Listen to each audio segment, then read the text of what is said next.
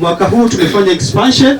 Kiwanda chetu kilikuwa kinaweza kuassemble magari 100 kwa mwezi, na tunategemea kuanzia April kiwanda chetu kitakuwa kinaweza kuassemble magari 200 kwa mwezi mmoja.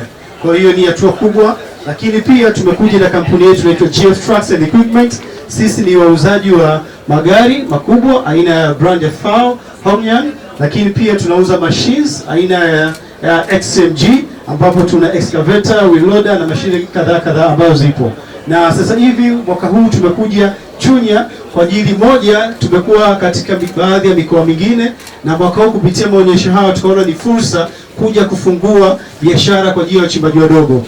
Na katika mpango mkakati wa sisi kama GF Trucks, moja, tunaletea mashine wateja hadi kwenye site yao, lakini pili, tunauza vipuri. Kwa maana mtu akinunua mashine kwetu au gari ana uhakika kupata vipuri kutoka sisi wenyewe. Lakini ya tatu, tuna timu yetu ya mafundi ambao huwa wanakwenda kumpa assistance ya ufundi kwa ajili ya mashine yake au mtambo wake.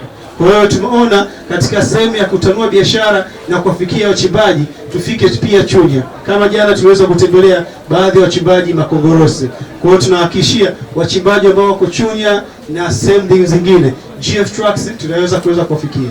Tumekuja na mkakati kwa kuwasaidia wachimbaji wadogo.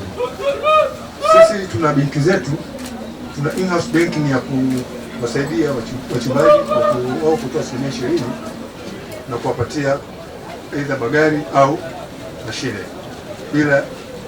bila dhamana. Dhamana ni mashine yake.